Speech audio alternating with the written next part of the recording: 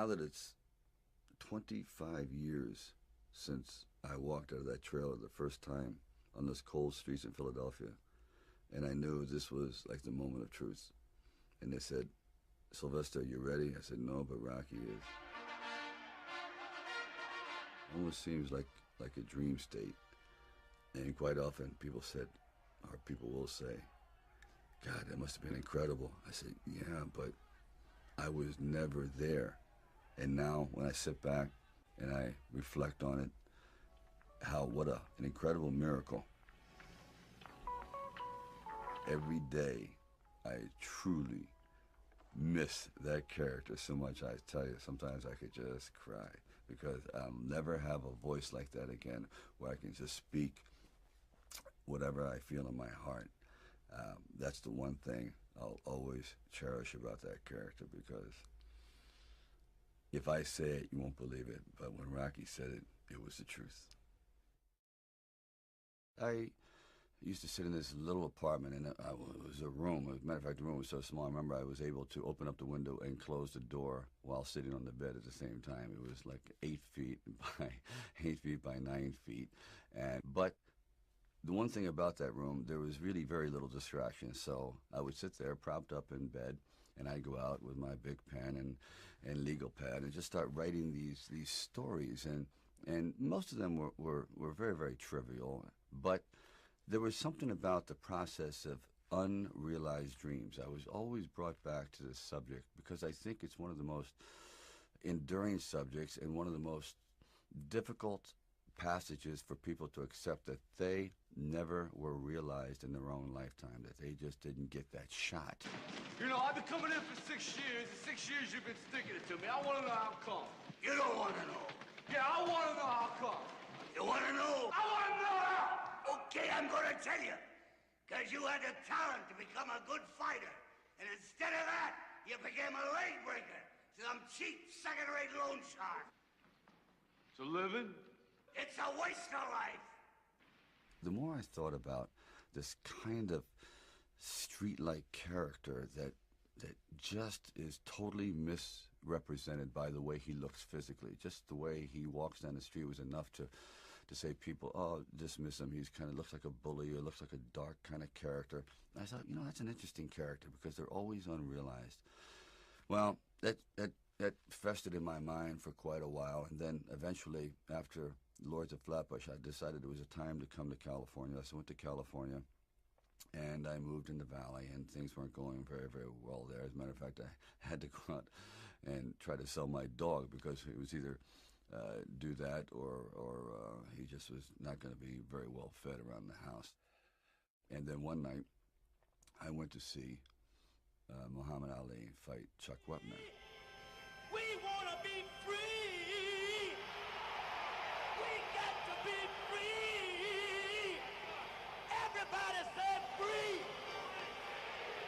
Wepner not concerned with the left jab at all. He just takes the... And what I saw was pretty extraordinary. I saw a man they called the Bayonne Bleeder who didn't have a chance at all against, you know, the greatest fighting machine, supposedly, that ever lived. Body back and slips a punch to his left. Oh! A vicious shot to the rib of Muhammad Ali, and what a surprise! Chuck Wepner gets to the body. And for one brief moment, this supposed stumblebum turned out to be magnificent in the fact that he lasted and knocked the champion down. I said, boy, if this isn't a metaphor for life. His entire life crystallized at that moment. He will be remembered for all eternity, at least among the fight fans. He did something extraordinary. I said, now that is probably what I need as a catalyst for an idea. A man who's going to stand up to life and take one shot and maybe go the distance. So I started to write. And it was one of those writing frenzies. And 3 days later, I came up with the script of Rocky. Now, the script by no means was a finished piece of material. It was probably about 90 pages, and maybe 10% of it remained in the final script, but it was done. Originally in Rocky, the film was very, very dark because filmed at that time, the anti-hero was, I guess, the favored kind of character of the day. And I pretty much wrote the original one to be like that. The character was very dark. As a matter of fact, he throws the fight at the very end, and Mickey himself turns out to be this very angry, racist man, and the reason actually Rocky throws the fight because he didn't want to be involved in this kind of world. He said, you know, I'd rather be who I was and to just have all this hatred around me and so on. I remember showing it to my wife. She goes, "Oh, I don't like it. Rocky seems so nasty, so this, so that." Because I had made him very, very street-like and unrepentant. You know, he didn't have the kind of attitude that eventually he ended up with. So I went back and rewrote and rewrote and rewrote. I first met Bob Shardoff and Irwin Winkler, and I believe I was there on a casting call. So we're talking a little bit, and I guess I really wasn't right for the acting part. And on the way out, I said, "Oh, I don't know if it matters, but I do a little bit of writing." He goes, "Really?" I said, "Yeah, I'm writing this story. I have this thing about wrestlers, and I might do something about boxing." Well, he says, "Well, bring it around." And I thought, if I hadn't stopped on the way out, you know, that's why I tell all actors or writers, don't give up. Keep talking. Eventually, you might hit a nerve somewhere, and they go, come on back. And if they didn't say, come on back, or bring it later, and let's see what you've developed, I wouldn't be sitting here. So I have to give incredible credit to their insight and their patience, and they're willing to take a chance, which it doesn't exist much anymore, unfortunately. Originally, when I brought the script to them, they were fairly enthusiastic about it. The one thing they were not enthusiastic about was me playing the part, and I really can't blame them. At the time, Ryan O'Neal was a candidate, Burt Reynolds, Robert Redford, Jimmy Caan, and they all, you know, were at the top of their game. And so I could see it, but there was something inside of me that said, you know, this opportunity is never going to come around. And I really wasn't used to money, and I had no idea of what I would be missing. But the temptation started to come forward. First it was 25 grand, then $100,000. I go, well, I never heard of 100,000 because I had like $106 in the bank, and like I said, I had to sell my dog, and things were not looking very, very good. My $40 car had just blown up, so I was taking a bus to work, but still, it didn't matter. I wanted to stick with it. Then it went up to 150,000, 175,000. It went up to 250,000. Now my head was starting to spin. And it went up to 330,000, and probably I heard it went up to 360,000, and I thought, all right, you know, you've really managed poverty very well. You've got this down to a science. You really don't need much to live on. I had like sort of figured it out. So I was not in any way used to the good life. So I thought, you know what? If I know in the back of my mind, if I sell this script and it does very, very well, I'm going to jump off a building. And if I'm not in it, there's no doubt about it, I'm going to leap in front of a train. I'm going to be very, very upset. So this is one of those things where you just roll the dice and you fly by the proverbial seat of your pants. Say, all right, I got to try it. I got to just do it. I may be totally wrong, and I'm going to be taking a lot of people down with me, but I just believe in it. We didn't have really the money to shoot a normal union film at that time in Philadelphia, so we would travel in a van. I would jump out of the van, and we were working with the handheld camera at the time with Garrett Brown, and it was somewhat experimental. And he'd film me running through shopping malls and up down and steps and flights, curved corridors along the river, until finally my legs basically gave out, and I'm like writhing on the ground, and I want to rise up and say, John, I'm dying here. And he goes, no, use it. Use the pain. I said, for what? I mean, I'm in misery. He goes, well, no, you know, it's giving your character, it's giving him some depth. I said, it's giving me bruises. It's giving me like agony. I can't sleep at night. But, you know, John would use, one thing about John, he would use the environment. If he saw, like the scene where we just jumped down and saw this ship along the dock, this docked along the pier, and he said, just jump out, run as fast as you can along the ship, and I'm running and running. I said, you know what, my legs are buckling. I'm literally going to crash down here. Teeth are going to go, jaw, face. I'm just going to be ground down to this flat-faced image. please. And I just barely made it. Because John had me, he would have me run and jump park benches and down streets, and people are throwing things at me. Like when I had the orange thrown at me, and these people had no idea who I was. I was just some strange alien invader in a well-worn, tattered, baggy, incredibly ugly sweatsuit running through their neighborhood, you know, and they're like throwing things at me. And we kind of like made it work, but actually it was like, I thought they were trying to hit me with the orange. There was a kind of a lot of injuries on the set. I remember I was doing running up and down the steps. Originally, I was supposed to run up and down the steps with butt kiss to show how strong Rocky had become. The first time he could barely get up the steps, and then I started picking up the dog, and halfway up the steps, I said, this is a bad idea. The dog weighed about 135 pounds. I said, and there's no way I could run gracefully up the steps, more or less. I couldn't even stagger up the steps, so the dog was definitely cut out. But in the meantime, I had gotten a wicked case of shin splints, which is an old injury I had gotten from playing high school football. And then when I was hitting the meat, I thought, this would be an interesting visual, hitting the meat. Well, I don't know if anyone's hit a bull lately. They're hard.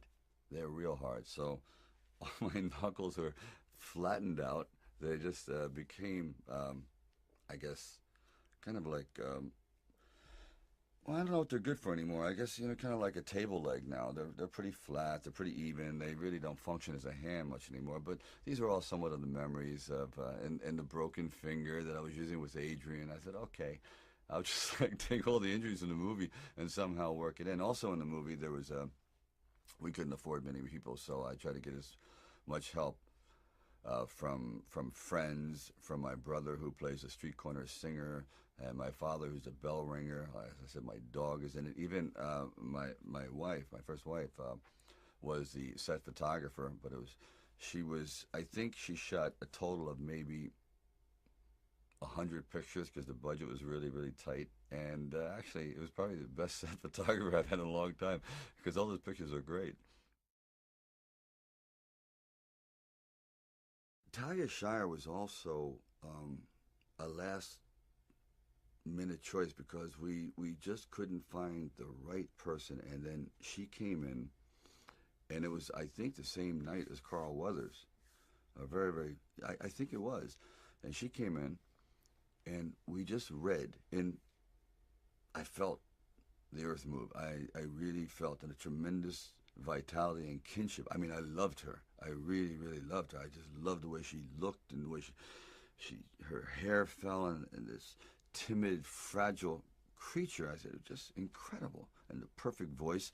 So when we were going to do Rocky meets her, and he just talks to her, and he sees a beauty in her that no one else sees because everyone has something to do. Rocky really has nothing to do, so he moves at a much slower pace, and he observes, and he sees things that other people don't see. So he's trying to bring her out because I guess he feels that she's probably the only one who's worse off than he is. So he's feeling kind of like a little protective towards her. And the sequence where we're supposed to go ice skating, originally that was written for 300 extras, and it was a big deal. Well, I show up on the set. They said, we have a slight change in plans. We have one extra. I said, interesting. And I said, well, I have an interesting thing to tell you, too. I don't ice skate.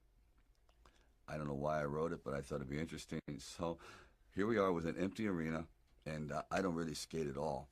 So I decided I was going to run on ice, and she says she skates, but if you watch her ankles are falling in, and she's barely holding on, and Rocky's trying to explain his life, looking cool, and he looks like so foolish, but she doesn't care. And where they really come together at that moment when he goes, you know, my father said I wasn't born with much of a brain. He goes, my mother, she says sort of the same thing. He says, you weren't born with much of a body, so you better start developing your brain. It's like, oh, these two people are two halves that absolutely need to fit together. You know, they are really on the same page. Then he walks her home. I think we make a real sharp couple of coconuts. I'm done with your shot. What do you think? And I'm starting to like realize that this is the key to the film. This is the heartbeat. The whole movie is going to be based on the discovery of these two people, the love. She goes upstairs, And now she's like terrified because this is not exactly what you call a swinging bachelor apartment. And the moment when he gets her to that door, all of a sudden the whole facade changes. He no longer looks like this terrifying guy. He goes, would you take off your glasses? And she really looks, if you ever watch that scene closely, you'll never see better responding by an actress to an awakening inside of like really feeling like someone truly loves her. That it's like she's dying. She's never felt this before. And coming from this man who is, this physical kind of specimen, the last kind of guy she'd ever imagined herself being with, it just, I disappear in that scene. She is just off the chart. You want to kiss me back if you don't want. I want to kiss you.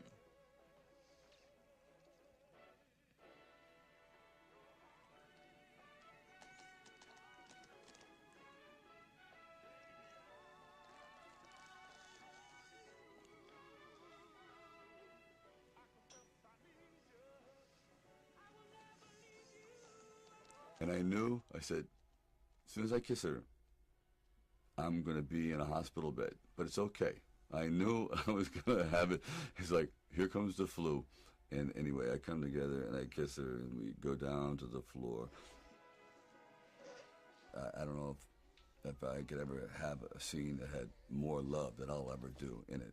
And even though I got the cold, I'm over it, Talia. It's okay.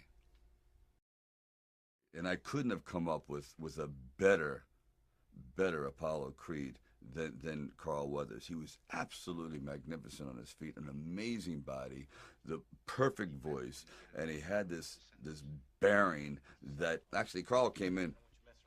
We were going to use Ken Norton, and Ken Norton goes, well, no, I'm going to go to the ABC Superstar competition. It fell out like 2 nights before. I said, oh boy. I tell you, I really believe in divine intervention sometimes, because he walks in and he starts to audition and he's doing the lines well, and then he gets up and he starts to box with me a little bit, and he bangs 2 or 3 off my head. I said, geez, this guy he really doesn't care if he gets the part, does he? He's putting lumps on my forehead and he's really into it. Then he sits back down and he goes, Mr. Avildsen, I could do much better if you had a real actor reading with me. He goes, well, Carl, that's Rocky. That's the guy who wrote the script. He goes, oh, maybe he'll get better. You know what? I said, please, hire him. He's great. He's great. That's exactly the attitude I wanted. He was fantastic, and he still is. I remember I was taking the ride across country because I couldn't afford an airline flight, and I'm on the train for like 3 days with the dog Butkus. And Butkus at that time had this terrible flatulence problem. He had this gas, and so he was gassing me across the entire country. I couldn't believe it. It got to the point where I said, Butkus, one of us has got to go. No one's going to sit in the car with us. I couldn't breathe. I said, I'm trying to concentrate on the character of Rocky. Is this foreshadowing? Is this dog telling me exactly how this film is going to come out? A stinker? I don't know. I'll never forget. I was like, the train pulls into Arizona, and it's like 4 o'clock in the morning. I said, I got to do it. So I picked up Butkus and a bear hug and tried to get him to go to the bathroom. And people said, why are you squeezing your dog? I said, you don't understand. It's a matter of survival. And anyway, he didn't. And again, it was a very, very smelly experience until I got to Philadelphia. And then he gets right to the hotel where I'm staying and decides to let it go and literally built a pyramid. It was the most unbelievable thing. I said, you know what? This dog has got to be in the movie. There's no question about it. There's somehow, I don't know what, but any dog that can do that has star quality or is extraordinary. And that's how Butkus got in the movie. He and I, we kind of like lived together. He was the one that I would bounce ideas of. When I'm sitting there at 3 o'clock in the morning writing, I say, what do you think about that? Obviously, he would say nothing, so he's a perfect writing partner. And anyway, that's the story of me and Butkus. The original ending of Rocky was quite different than what we have now. The original ending was he goes the distance and he's looking for Adrian. The crowd is starting to disperse. 1 minute after the fight, yes, he did a noble thing, but time moves on. The champion is carried out of the ring, and Rocky starts to meander through the crowd. He eventually gets to the curtain. He pulls back the curtain at the back of the arena and sees Adrian, and she gives him a slight hug, and he picks up this small pennant like a flag, and hand in hand they start to walk back to the locker room. There's no one talking to him anymore. There's just trash strewn everywhere, and you just see these two solitary figures moving off into the distance, off into being anonymous forevermore. But they just had that moment, and all he could think about was how much he loved her and just getting back to his life again, the real life. And it just didn't seem very, very satisfying. So after we had done that, and that was the poster shot, we thought, boy, wouldn't it be interesting to catch a man's moment, a man's life at the quintessential seminal moment. So we went back, and I have friends in the scene. I have producers in the scene. We had about 30 people. We only had the money to do like 1/4 of the ring, so just a little corner. And you see these people going around in a circle, milling around, and crowds, and Rocky's going, just get everything out of my face. And he's yelling for Adrian, Rocky, Adrian, Rocky. And they had someone, as Adrian is running to the ring, again, very, very tight, they had like fishing line connected to her hat, and they pull her hat off. So, because I thought, wouldn't it be interesting that the first thing Rocky says when she comes into the ring is like, "Where's your hat?"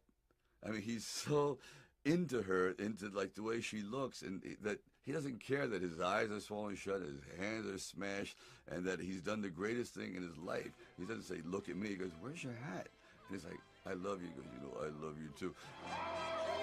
Yeah, I mean, the visuals working, the sound is working, the body movements are all coming together at this absolute peak. And right there, when I embrace her, I was sitting with John Avildsen, and we froze right on the single frame when he is looking elated, and he has her in his arms, and it's just this look of ecstasy. And the next frame, it went like, it just deflated. I said, there it is. From that moment on, it's all downhill. I mean, how we all hit this absolute maximum of elation and celebration, and that can only be sustained for like just an infinitesimal moment in time. And if you can you imagine how great it would be just to freeze on that moment? And that's how we froze Rocky. That the original Rocky, he went out at the height. His life will never be more rewarding or more important or more valid than that second. And it was a very, very difficult thing to do. I've been trying to do it in films ever since, to bring all those three elements together at the exact instant is it was like a minor miracle.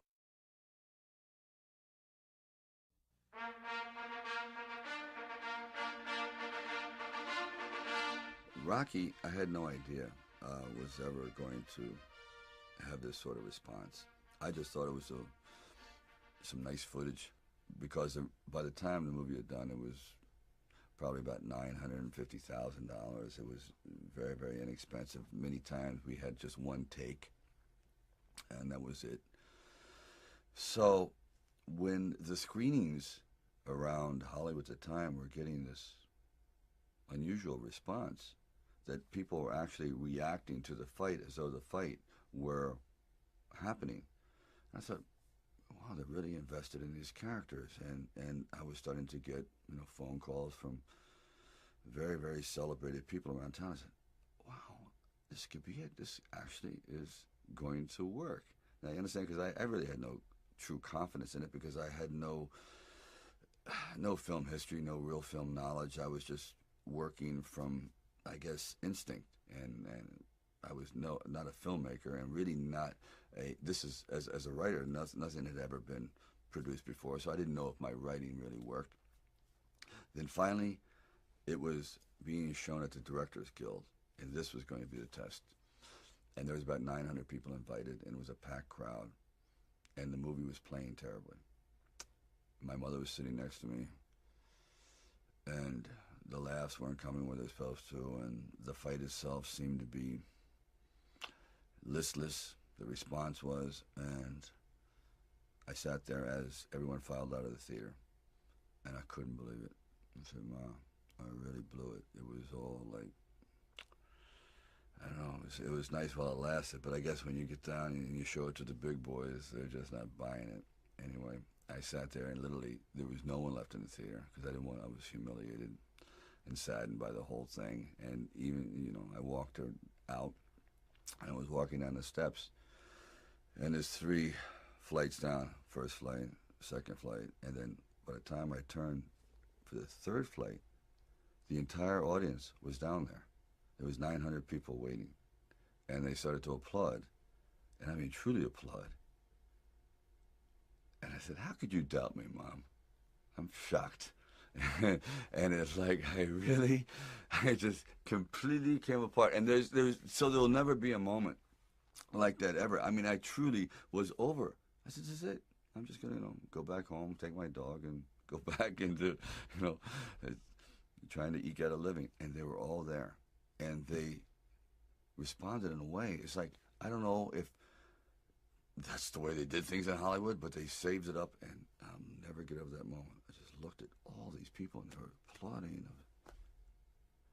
And it's been all downhill since. Rocky never expected to win.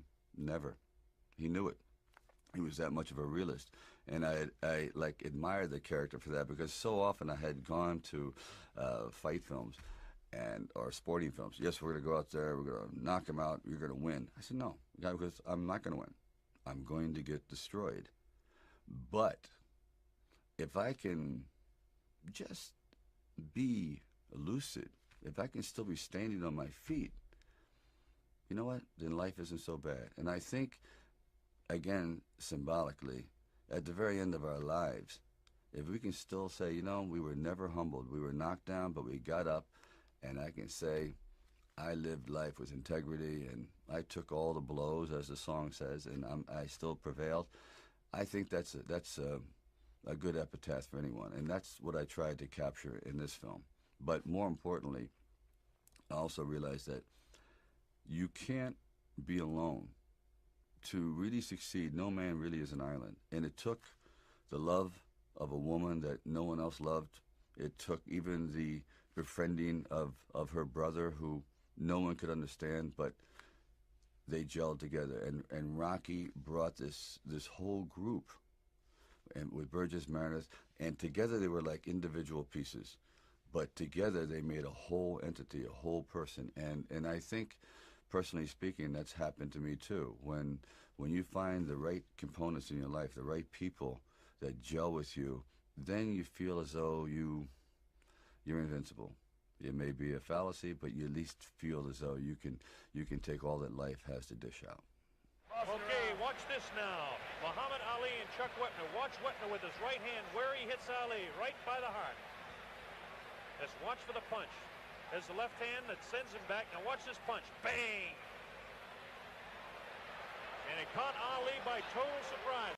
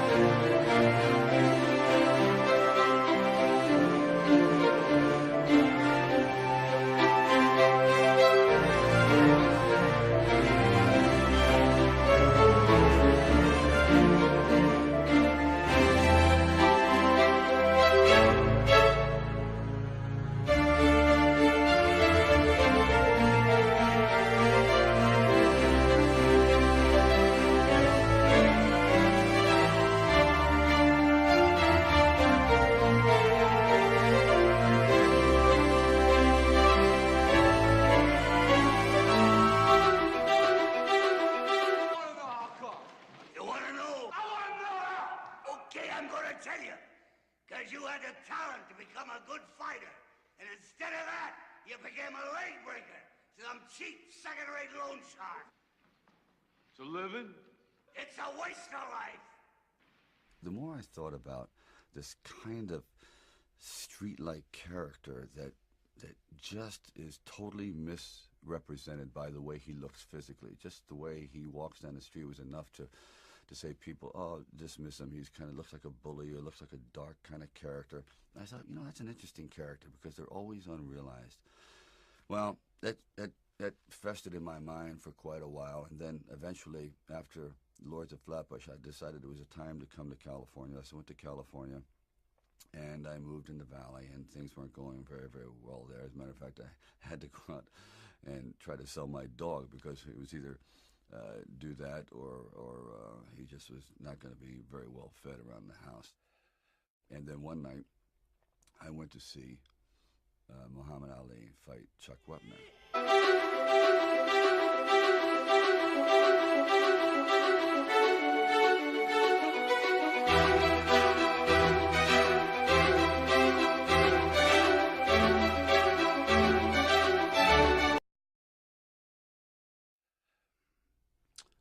Now that it's 25 years since I walked out of that trailer the first time on those cold streets in Philadelphia, and I knew this was like the moment of truth. And they said, Sylvester, you ready? I said, no, but Rocky is. It almost seems like a dream state. And quite often people said, or people will say, God, that must have been incredible. I said, yeah, but I was never there. And now when I sit back and I reflect on it, what an incredible miracle. Every day I truly miss that character so much. I tell you, sometimes I could just cry because I'll never have a voice like that again where I can just speak whatever I feel in my heart. That's the one thing I'll always cherish about that character, because if I say it, you won't believe it. But when Rocky said it, it was the truth. I used to sit in this little apartment, and it was a room. As a matter of fact, the room was so small, I remember I was able to open up the window and close the door while sitting on the bed at the same time. It was like 8 feet by 9 feet. But the one thing about that room, there was really very little distraction. So I would sit there propped up in bed, and I'd go out with my big pen and legal pad and just start writing these stories. And most of them were very, very trivial. But there was something about the process of unrealized dreams. I was always brought back to this subject because I think it's one of the most enduring subjects and one of the most difficult passages for people to accept, that they never were realized in their own lifetime, that they just didn't get that shot. You know, I've been coming in for 6 years. The 6 years you've been sticking it to me. I want to know how come.